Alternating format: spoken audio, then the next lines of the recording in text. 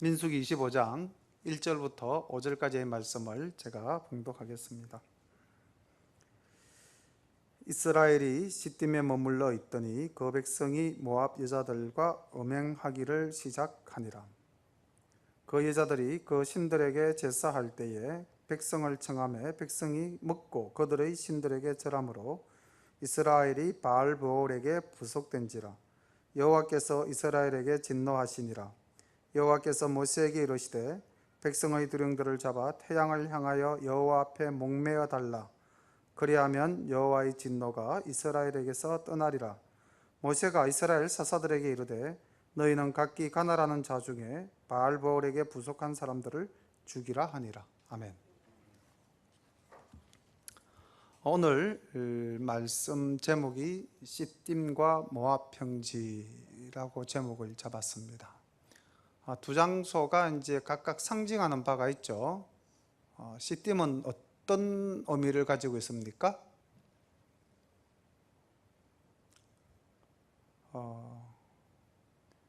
조금 전에 읽었잖아요. 하나님의 말씀을 어기고 이방신을 섬기고 바알 부속에게 부속되었다 그랬잖아요. 쉽게 말하면 시딤은 하나님을 믿는 사람이 자신의 욕망대로 나아가서 타락한 공간, 그렇게 이제 정리를 할 수가 있겠죠. 그럼 모압 평지는 또 어떤 의미를 가질까요? 이제 26장으로 넘어가면은 모압 평지에서 뭘 하죠? 제2차 인구조사를 합니다. 다시 말하면 가나안 땅을 들어가기 위한 준비를 하는 것이죠. 하나님의 군대가 재정비되고 다음 가나안 땅에서 장차 얻게 될 그 땅을 분배하기 위해서 그 모든 것을 준비하는 과정입니다. 그래서 시딤과 모압이라는 이 모압의 평지라는 이 두 장소가 굉장히 이제 의미하는 바가, 하나는 완전히 타락해서 지금 벌 받는 장소고요. 하나는 새로운 희망과 새로운 기대로 준비하는 장소입니다. 그런데 이 공간이 사실은 동일한 장소입니다. 그러니까 우리가 서 있는 곳은 동일하되 내 신앙생활이 어떠한가에 따라서 징계의 자리가 될 수도 있고요, 하나님의 뜻을 받아서 우리가 또 새로운 기대를 가지고 힘차게 나아가는 장소가 될 수 있습니다. 그래서 시딤과 모압의 평지는 다른 장소가 아니라 동일한 곳이다. 그리고 우리가 여호수아서 2장 1절을 보면은 여호수아가 어디에서 가나안 정탐꾼을 보냅니까? 한번 찾아서 읽어보시겠습니까? 여호수아서 2장 1절을 보면은 여호수아가 이제 가나안에 여리고성에 정탐꾼을 보냅니다. 어디서 보냅니까? 시딤이라고 나와 있죠. 네. 그러니까 이 지금 이스라엘 백성들이 요단강을 건너기 직전에 머무르고 있었던 곳이 사실은 모압의 평지, 다른 말로 하면 시딤의 골짜기. 근데 왜 이 시딤의 골짜기라고 했는지 제가 이번에 성지순례를 가서 이제 그 가이드 되시는 선교사님으로부터 들었는데요. 그 땅에 시딤 나무가 많았다고 그럽니다. 그래서 원래 이 명칭도 에벨 시딤이라고 우리 민수기 33장 49절에 나옵니다. 이 말은 뭐냐면은 시딤의 골짜기, 아카시아의 골짜기입니다. 이 시딤 나무는 우리나라에 있는 아카시아 나무랑 조금 비슷하게 생겼어요. 그런데 이제 우리나라에 있는 아카시아는 아카시아가 아니고 아카시고요. 이 나무가 이제 아카시아로서 성경의 조각목 이렇게 또 번역되어져서 불리워지기도 합니다. 법궤를 만들 때에 이 시딤 나무 조각목으로 만들었죠. 그래서 광야지대에 물이 없어도 잘 자라는 나무고 쉽게 죽지 않습니다. 뿌리를 아주 깊이 내려서. 그래서 나무가 단단하고 나쁜 벌레들이 좀이 쓸지 못하는 그러한 특성을 가진 나무가 바로 이 시딤 나무입니다. 이스라엘이 시딤에 머물러 있더니 그 백성이 모압 여자들과 음행하기를 시작하니라. 가슴이 좀 아프죠. 먹먹하죠. 지금 얼마나 고생해서 그 광야생활 40년을 끝내고 이제 지금 요단강 강변 그리고 모압 땅의 그 널쩍한 시딤의 골짜기에 이스라엘 백성들이 모였는데 모압 여자들과 음행하기를 시작하였다고 기록되어져 있습니다. 그 여자들이 그 신들에게 제사할 때에 백성을 청하매 백성이 먹고 그들의 신들에게 절함으로 이스라엘이 바알브올에게 부속된지라. 여호와께서 이스라엘에게 진노하시니라. 여기서 백성은 이스라엘 백성을 말하는 거겠죠.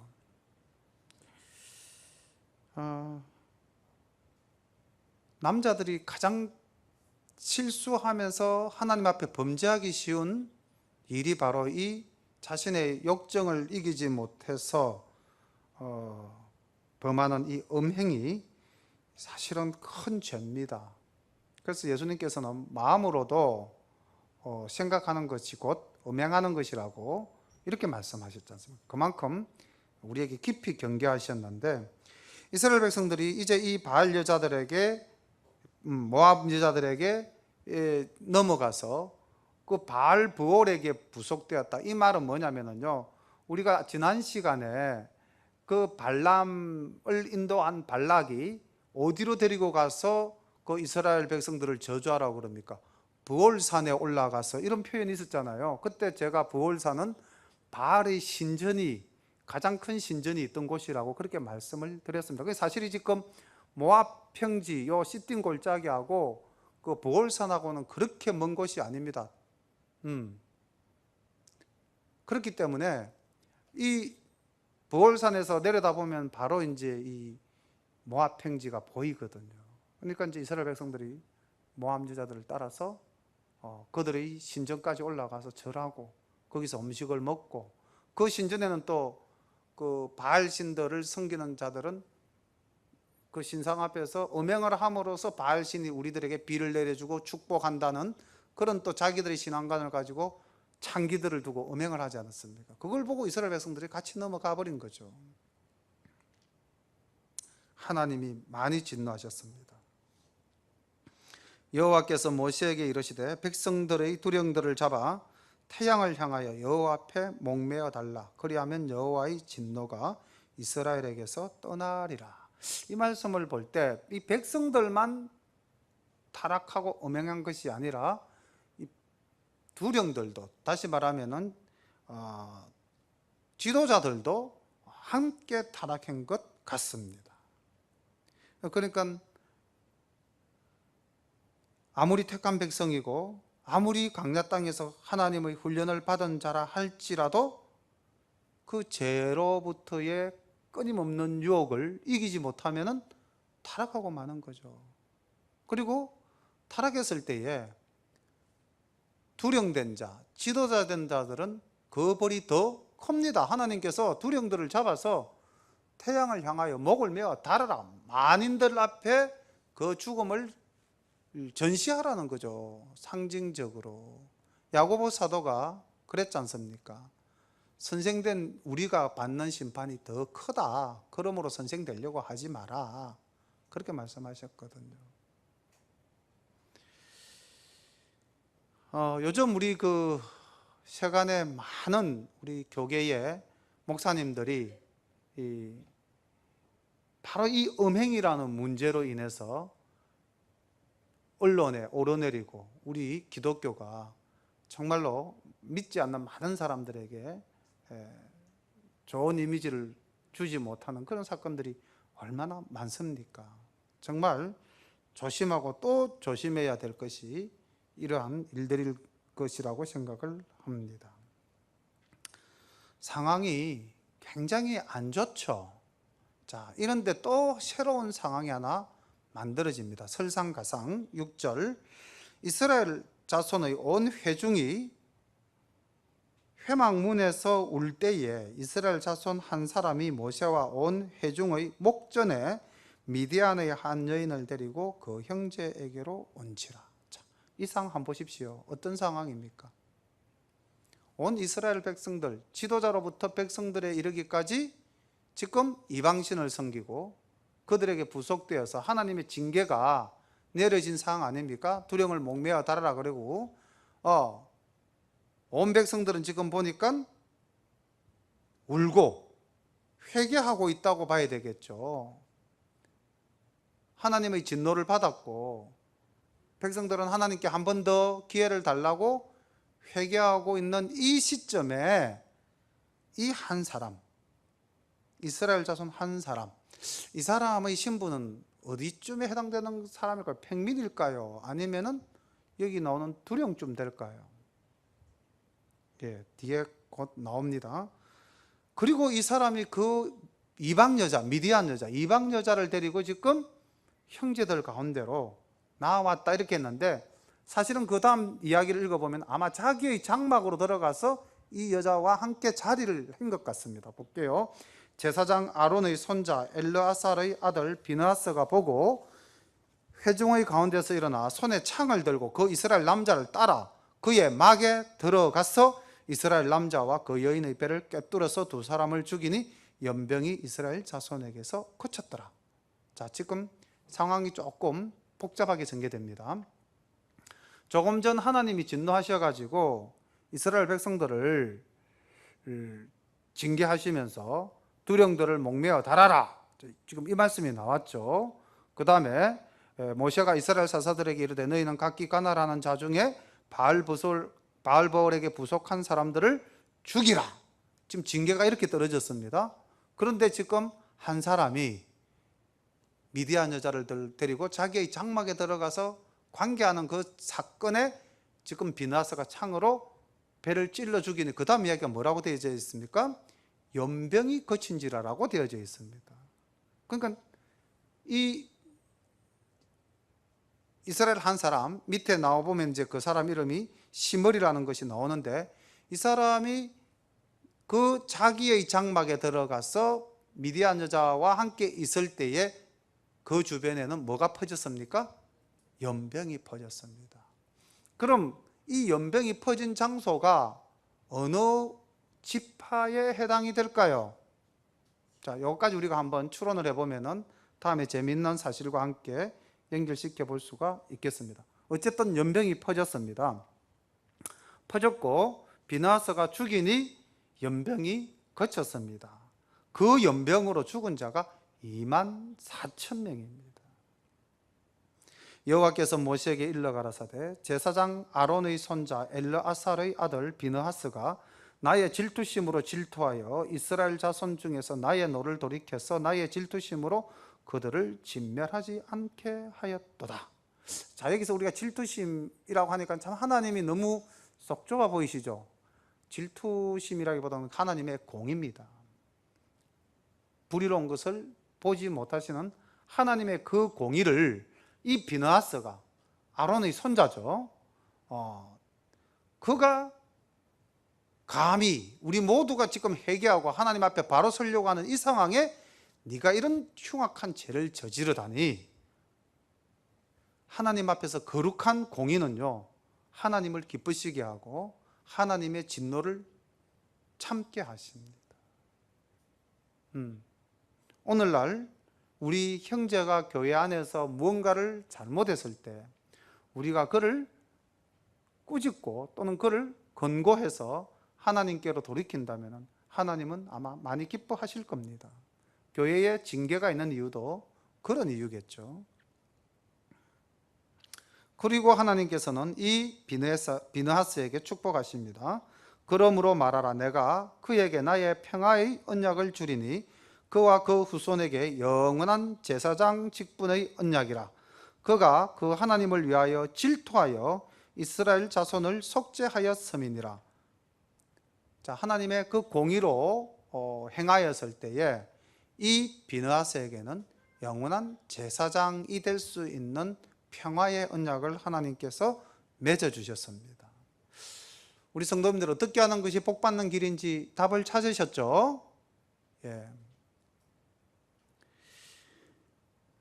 14절 볼게요. 죽임을 당한 사람이 누군지. 죽임을 당한 이스라엘 남자 곧 미디안 여인과 함께 죽임을 당한 자의 이름은 시므리니, 자, 살루의 아들이요 시므온인의 종족 중 한 족장이며.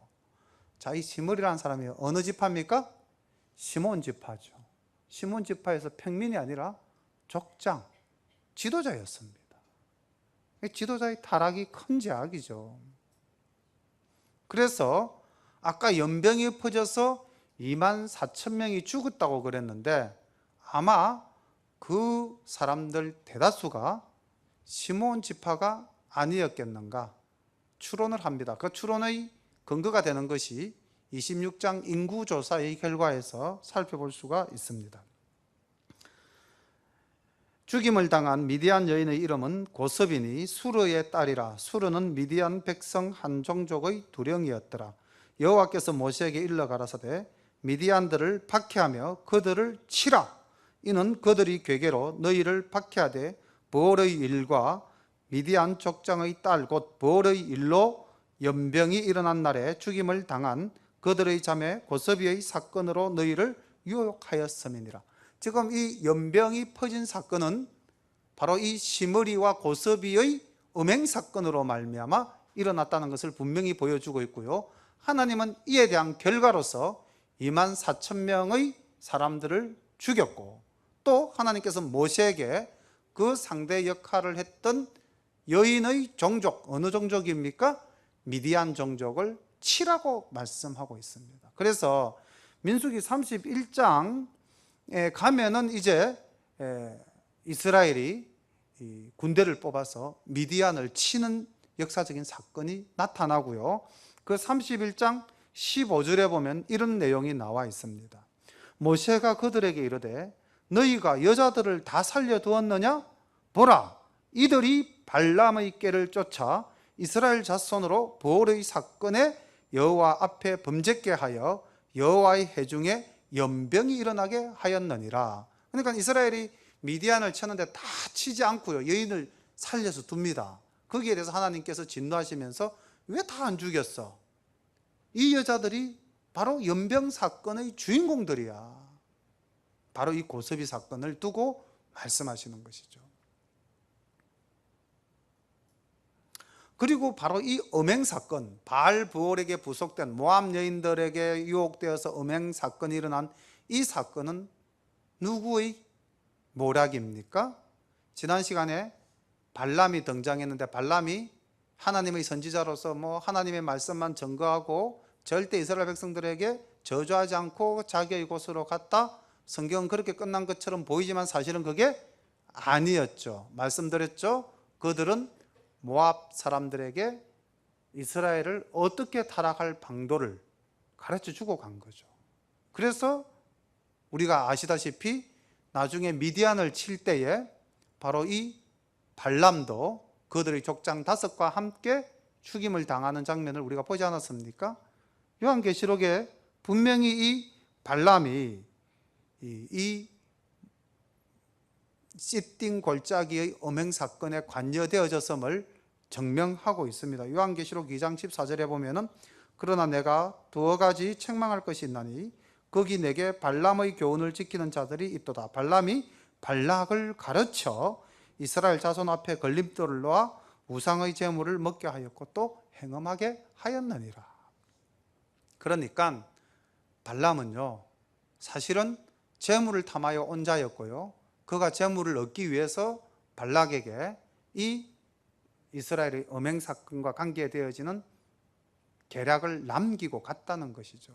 그래서 우리 25장, 바로 이 요단강을 앞두고 모압 평지 시띵 골짜기에서 일어났던 이 하나님의 요단강 건너기 직전의 마지막 징계입니다. 그 징계 사건이 일어났다는 것이죠. 그래서 이 연병 사건은 사실 역사의 분기점이 되는 겁니다.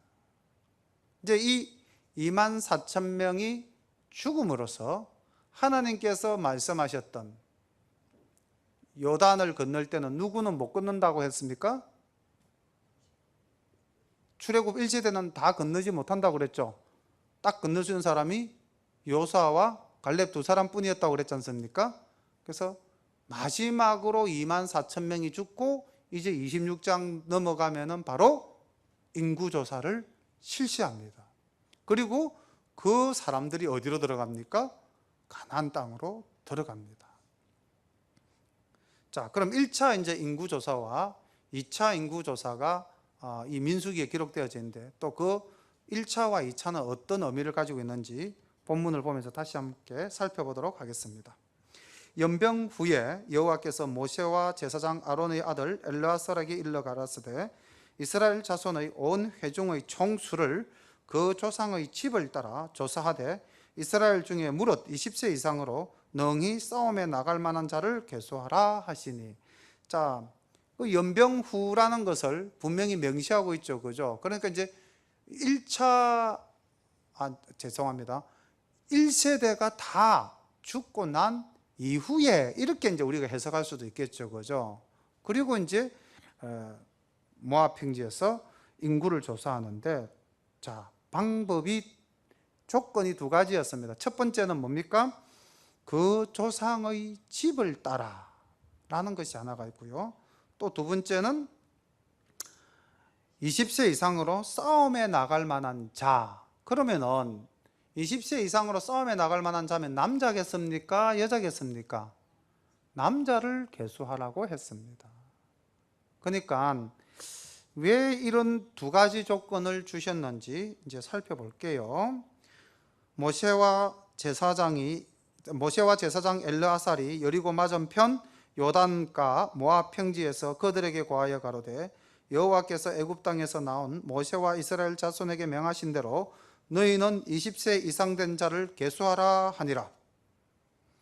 이스라엘 장자는 르우벤이라. 르우벤 자손은 한옥에게서 난 한옥 가족과, 자, 아까 집을 따라 했으니까 그 다음에 보십시오. 한옥 가족과 발루에게서 난 발루 가족과 헤스론에게서 난 헤스론 가족과 갈미에게서 난 갈미 가족이니 이는 르우벤 가족들이라. 계수함을 입은 자가 43,730명이요. 자, 이렇게 보고요. 우리가 그럼 1차 인구 조사를 할 때는 어떻게 했는지 민수기 1장 20절 바로 이 르우벤 지파를 계수할 때에 어떻게 계수했는지 한번 살펴볼까요? 1장 20절 우리 찾아서 한번 읽어보겠습니다. 민수기 1장 20절 다 함께 읽어보실까요?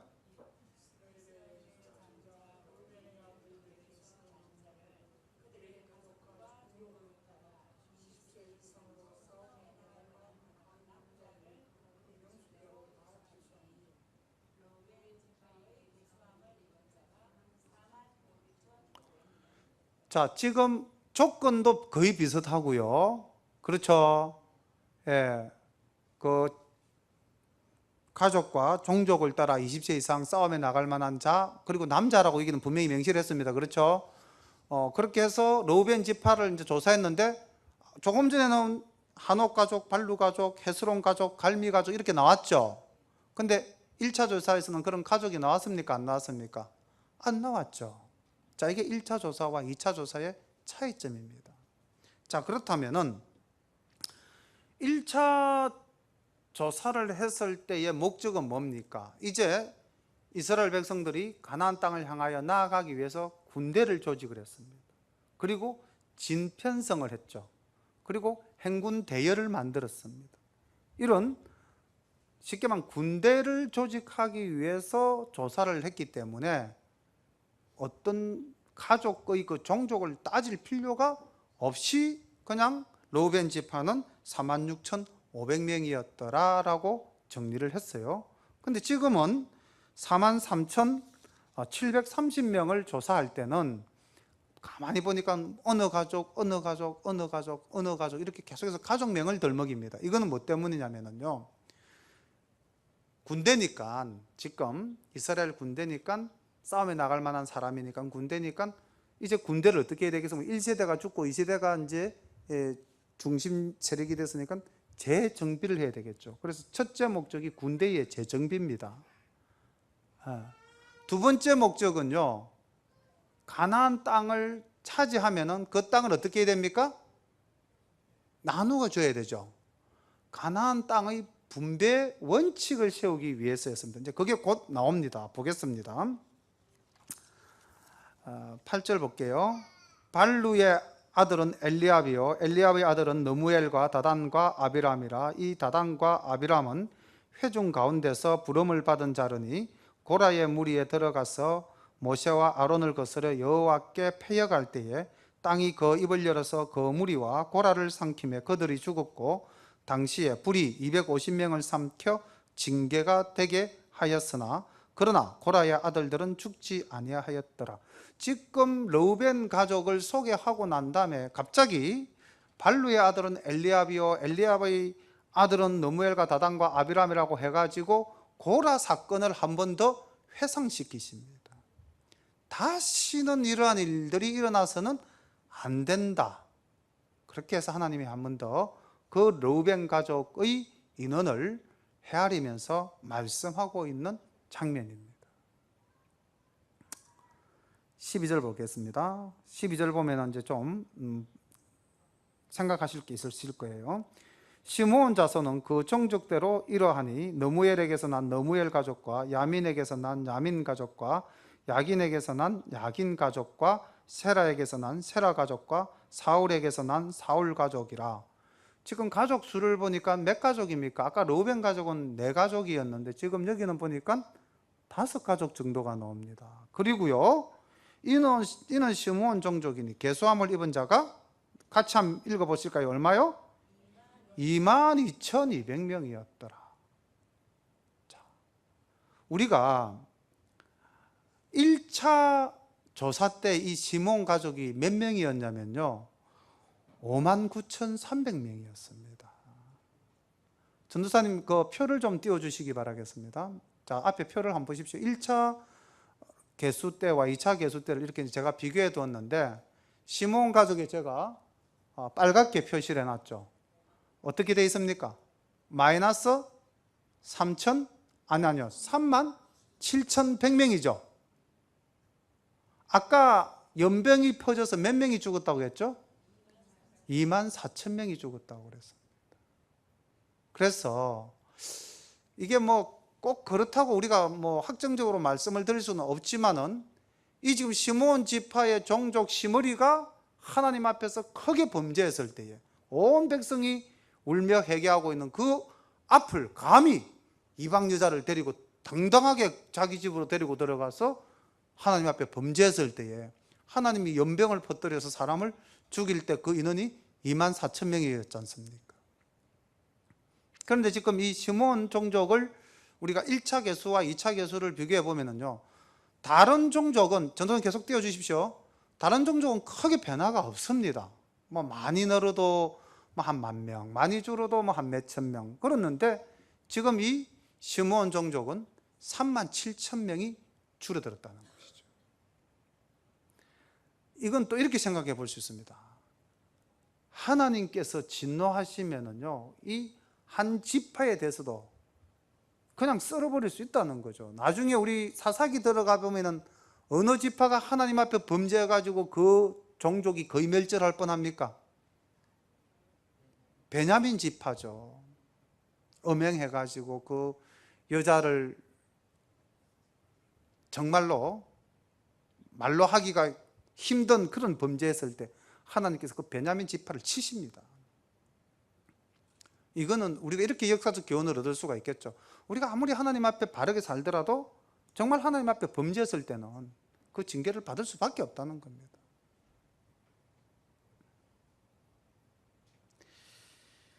15절 봅니다. 갓 자손은 그 종족대로 이러하니 서본에게서 난 서본 가족과 학기에게서 난 학기 가족과 순이에게서 난 순이 가족과 오선이에게서 난 오선이 가족과 에리에게서 난 에리 가족과 아롯에게서 난 아롯 가족과 아렐리에게서 난 아렐리 가족이라. 이는 갓 자손의 종족들이니 계수함을 입은 자가 45,000명이었더라.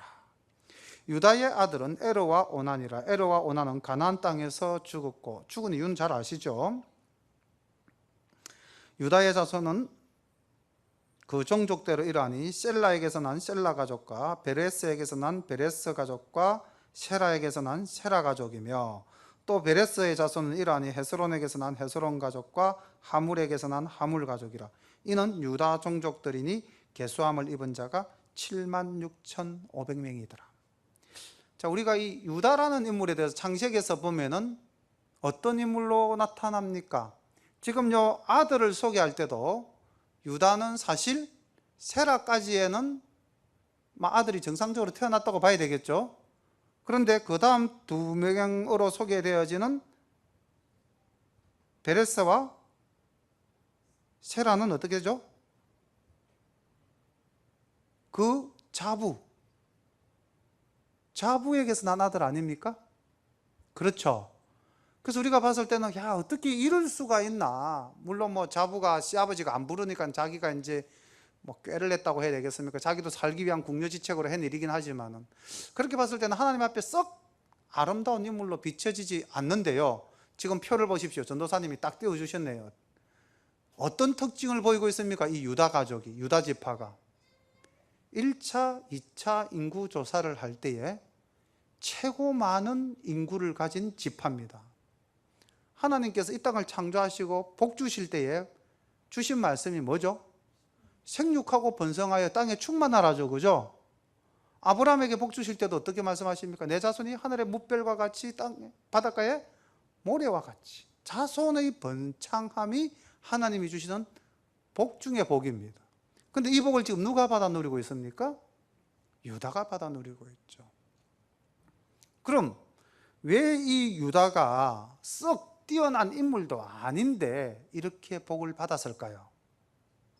우리가 성경을 조금 거슬러 올라가서 창세기로 되돌아간다면은 유다의 아름다운 부분이 한 두어 가지가 있습니다. 그래서 나중에 야곱도 죽을 때에 임종시에 자녀들에게 복을 빌어줄 때 누구에게 장자권을 줍니까? 유다에게 장자권을 넘겨주죠. 르우벤은 그 서모와 또 뭐 아름답지 못한 일 사건이 있었지 않습니까? 자, 어쨌든 유다에게서 우리가 찾을 수 있는 아름다운 부분을 추석을 앞두고 이제 온 가족이 우리가 한번 모일 텐데, 자, 이 추석을 앞두고 우리 유다에게 배울 점은 첫 번째가 유다는 형제 간의 우애가 깊은 사람이었습니다. 사랑받는 동생 요셉을 모든 형제들이 죽이고자 할 때 유다만큼은 아니었어요. 창세기 37장 26절에서부터 27절까지 보니까 이런 말씀이 나옵니다. 유다가 자기 형제에게 이르되 우리가 우리 동생을 죽이고 그의 피를 언닉한들 무엇이 유익할까? 자, 그를 이스마엘 사람에게 팔고 우리 손을 그에게 대지 말자. 그는 우리의 동생이요 우리의 골육이니라. 형제가 남달랐습니다. 그리고요, 유다는요 그 부모를 극진히 섬긴 사람입니다.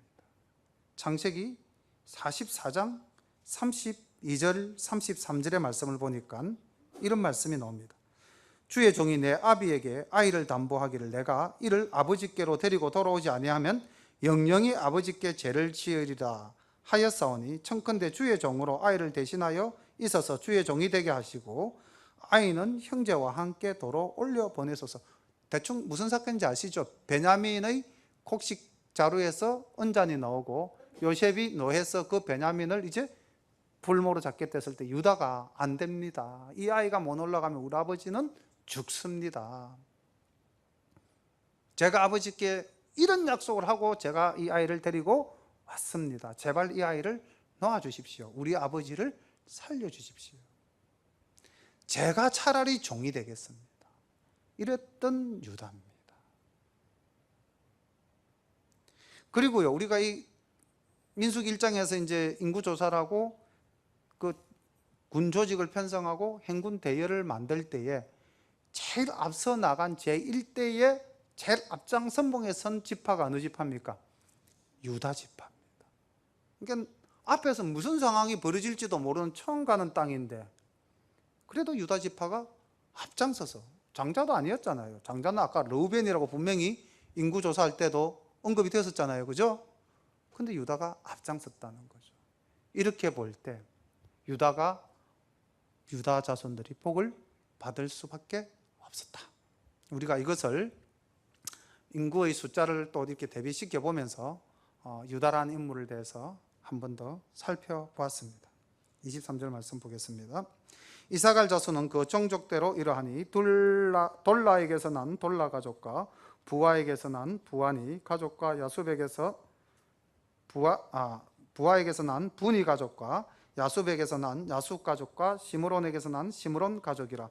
이는 이사갈 종족들이니 계수함을 입은 자가 64,300명이었더라.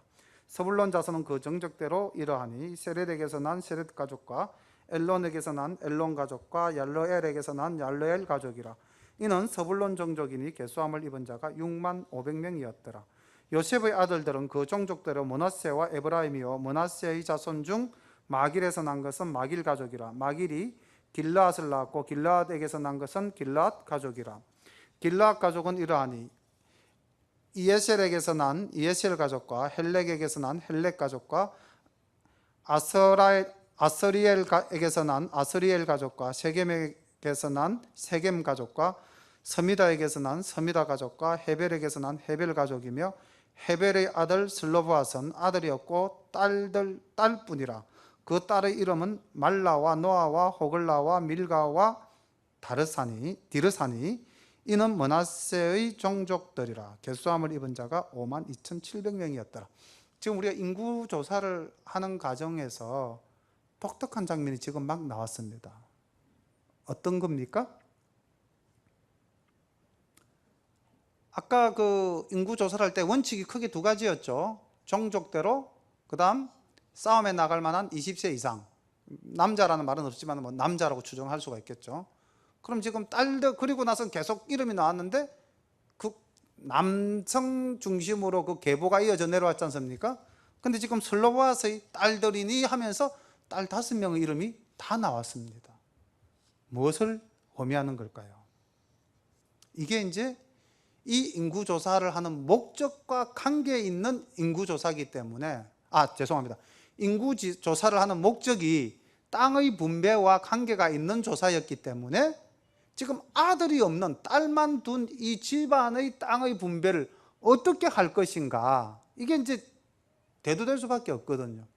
그것을 복선으로 깔아놓고 있습니다. 지난번에 제가 설교하면서 복선이라는 것에 대해서 잠깐 언급드렸죠. 소설에서 나중에 나타날 사건을 미리 예측할 수 있도록 암시를 주는 것이 복선인데, 지금 우리가 다음 장 27장에 들어가면 바로 이 슬로보아스의 5딸들이 그 이제 조금 이따 땅의 분배에 대한 언급이 나옵니다. 그럼 우리는 어떡합니까? 우리 아버지는 죄 없이 고라의 반역에 끼어서 죄를 짓고 죽었다면 우리가 땅을 달라는 권리가 없지만은 우리 아버지는 그렇게는 아니다. 그냥 집안의 사람들, 백성들이 죽을 때 같이 죽었고 단지 우리 아버지는 아들이 없었다. 그럼 우리 딸만 있는데 우리는 기업으로 무엇을 받을 것인가, 이제 이 문제가 나옵니다. 그렇게 해서 이제 여기서 슬로보아스의 딸들에 대한 언급이 나와 있다. 그리고 바로 이 말은 27장 1절부터 11절에서 바로 연결이 또 됩니다. 35절 봅니다. 에브라임 자손은 그 종족대로 이러하니 수델라에게서 난 수델라 가족과 베겔에게서 난 베겔 가족과 다한에게서 난 다한 가족이며, 수델라 자손은 이러하니 에란에게서 난 에란 가족이라. 이는 에브라임 자손의 종족들이니 계수함을 입은 자가 32,500명이라. 이상은 그 종족을 따른 요셉 자손이었더라. 베냐민 자손은 그 종족대로 이러하니 벨라에게서 난 벨라 가족과 아스벨에게서 난 아스벨 가족과 아히람에게서 난 아히람 가족과 서부밤에게서 난 서부밤 가족과 후밤에게서 난 후밤 가족이며, 벨라의 아들은 아룻과 나아만이라. 아룻에게서 난 아룻 가족과 나아만에게서 난 나아만 가족이 나서니 이는 그들의 종족을 따른 베냐민 자손이라. 계수함을 입은 자가 45,600명이었더라. 단 자손은 그 종족대로 이러하니라. 수함에게서 난 수함 가족이 나서니 이는 그들의 종족을 따른 단 가족들이라. 수함 모든 가족의 계수함을 입은 자가 64,400명이었더라. 이 단 가족도 좀 굉장히 특징이 있죠. 그 후손이 수함 하나밖에 없습니다. 하나밖에 없는데도 불구하고 인구는 굉장히 많죠. 아셀 자손은 그 종족대로 이러하니 임나에게서 난 임나 가족과 이스위에게서 난 이스위 가족과 브리아에게서 난 브리아 가족이며 브리아의 자손 중 헤벨에게서 난 헤벨 가족과 말기엘에게서 난 말기엘 가족이며 아셀의 딸의 이름은 세라라. 이는 아셀 자손의 종족들이니 계수함을 입은 자가 53,400명이었더라. 납달리 자손은 그 종족대로 이러하니 야셀에게서 난 야셀 가족과 구니에게서 난 구니 가족과 예셀에게서 난 예셀 가족과 살렘에게서 난 실렘에게서 난 실렘 가족이라. 이는 그 종족을 따른 납달리 가족들이니 계수함을 입은 자가 45,400명이었더라. 51절 이스라엘 자손의 계수함을 입은 자가 60만 1,730명이었더라. 자, 이제 전체 총 인구수가 나와 있는데 우리가 1차 조사 때 인구의 숫자가 얼마인지 혹시 아시는 분 계십니까? 아까 힌트를 2번 줬죠? 띄우시면 아니 되옵니다. 띄워버리셨네요. 예, 얼마였죠? 띄워주셔야 괜찮습니다. 60만 3,550명이었습니다. 근데 2차 인구 조사를 해보니까 숫자가 60만 1,730명입니다. 도합 이 40여 년간의 인구 변화를 살펴보니까 1,820명이 줄어들었습니다. 다시 말하면 1차 때나 2차 때는 거의 큰 변화가 없죠. 하나님은 그 광야 땅에서 이스라엘 백성들을 지키시고 보호하시고 함께 하셨습니다. 오늘날 우리가 하나님의 사랑을 받고 하나님의 은혜를 받으면서 살아가지 않습니까? 이렇게 하나님은 우리를 지켜주시는 분이십니다. 만약에 이 시므온 지파가 하나님께 범죄하지 않았다면 인구수는 조금 늘어났을 수도 있겠죠. 52절부터 이제 왜 이런 인구조사를 했는지에 대한 이유가 나옵니다. 여호와께서 모세에게 일러 가라사대 이 명수대로 땅을 나눠줘. 그러니까 인구조사를 한 이유가 땅을 나눠주기 위한 것임을 알 수가 있죠. 기업을 삼게 하라. 수가 많은 자에게는 기업을 많이 줄 것이요 수가 적은 자에게는 기업을 적게 줄 것이니 그들의 계수함을 입은 수대로 각기 기업을 주되 오직 그 땅을 제비 뽑아 나누어 그들의 조상 지파의 이름을 따라 얻게 할지니라. 지금 왜 무슨 가족 이렇게 가족의 이름이 나왔냐면 결국 그 가족의 이름이 무엇이 된다는 겁니까? 땅 이름이 된다는 거죠. 그리고 그 인원수만큼 땅을 나누어 주되 그 다음 55절 보십시오. 오직 그 땅을 어떻게 해서 제비 뽑아 나누어 그들의 조상 지파의 이름을 따라 얻게 할지니라.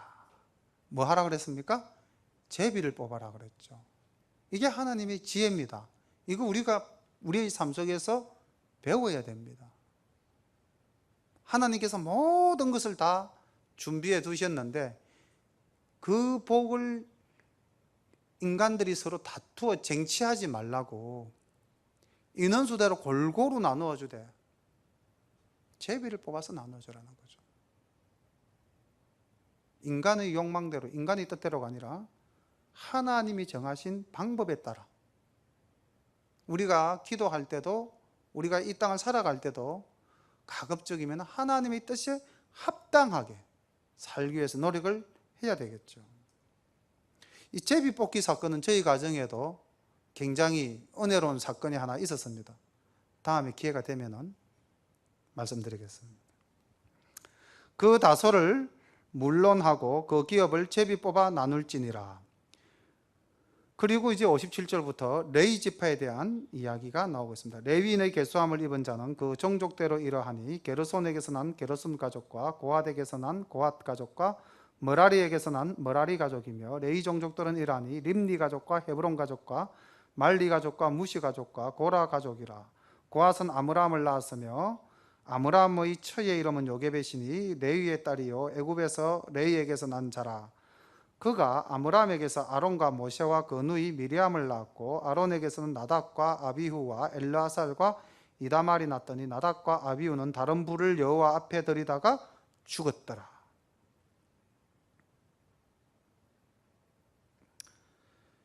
레위인의 1개월 이상으로 계수함을 입은 모든 남자가 2만 3천 명이었더라. 그들은 이스라엘 자손 중 계수에 들지 아니하였으니 이는 이스라엘 자손 중에서 그들에게 준 기업이 없었음이었더라. 레위 자손은 땅을 분배받지 못했죠. 그리고 최종 계수받은 인원이 2만 3천 명이었는데 1차 때 레위 자손은 2만 2천 명이었습니다. 1,000명이 늘어났습니다.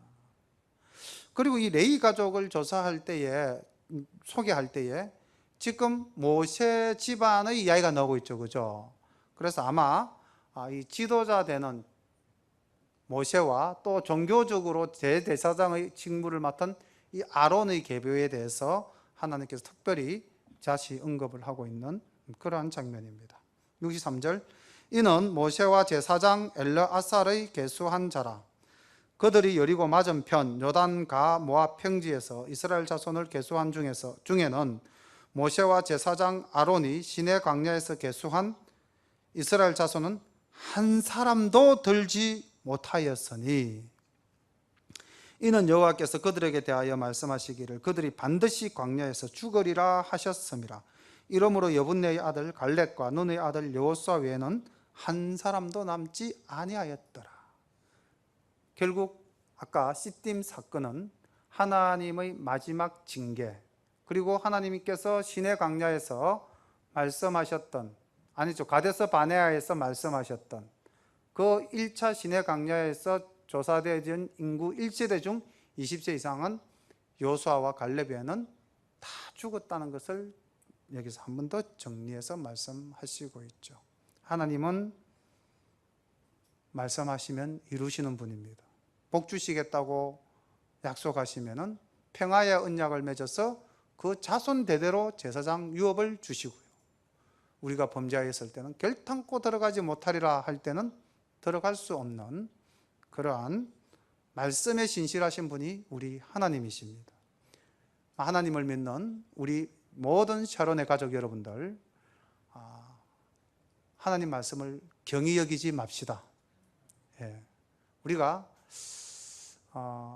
얼마나 하나님을 정말로 신실하게 받들고 있는가, 시간이 조금 지났습니다만 이 말씀을 드리겠습니다. 밖에서 들은 이야기인데요, 예수 믿는 사람과 교회 다니는 사람과 절에 다니는 사람은 참 묘하다, 차이가 난다는 거예요.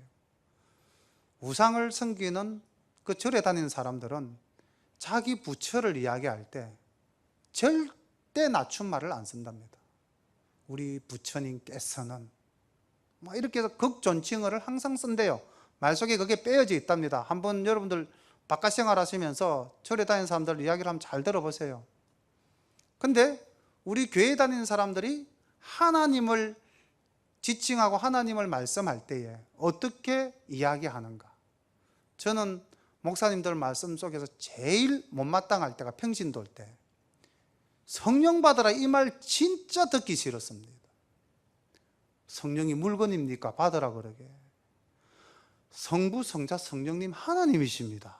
삼위일격이에요. 근데 하나님을 받아라, 목사님이 성도들에게 하나님 받아라, 말이 안 되고, 우리가 이만큼 하나님을 경히 여깁니다. 우리 기독교인들이 다시 한번 우리가 정말 천지를 창조하시고 마지막 날 우리를 심판하시고 그렇게 하실 하나님께서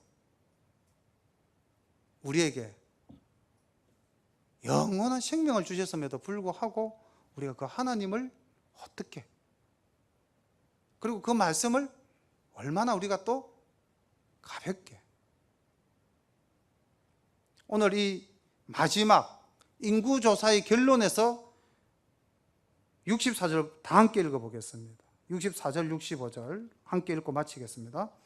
모세와 제사장 아론이 시내 광야에서 계수한 이스라엘 자손은 한 사람도 들지 못하였으니 이는 여호와께서 그들에게 대하여 말씀하시기를 그들이 반드시 광야에서 죽으리라 하셨음이라. 이러므로 여분네의 아들 갈렙과 눈의 아들 여호수아 외에는 한 사람도 남지 아니하였더라. 아멘. 기도드리겠습니다. 사랑과 은혜가 풍성하신 아버지 하나님, 감사합니다. 오늘도 저희들을 사랑하셔서 거룩한 아버지의 존전에 불러 모으시고 이 시간 하나님 아버지와 함께 교통할 수 있는 시간을 허락하여 주심 감사드립니다. 또한 아버지 하나님, 거룩하신 아버지의 말씀을 통해서 우리가 서 있는 이 땅에서 어떻게 사느냐에 따라 이 자리가 저주의 땅이 될 수도 있고 복받는 자리가 될 수 있다는 것을 말씀을 통해서 다시 한 번 더 상고하게 되었습니다. 그리고 말씀에 신실하신 아버지께서 어떻게 그 역사를 이루어 가시는지도 저희들이 1차 인구조사와 2차 인구조사의 결과를 보면서 다시 한 번 더 묵상하게 되었습니다. 하나님 아버지, 우리가 이 땅을 살아갈 때에 하나님 신실한 마음으로 정말 아버지의 자녀답게 아버지를 공경하며 사랑하며 아버지의 뜻에 따라 하나님을 기쁘시게 하는 우리의 삶이 될 수 있도록 인도하여 주시옵소서. 예수님의 이름으로 감사하며 기도드립니다. 아멘.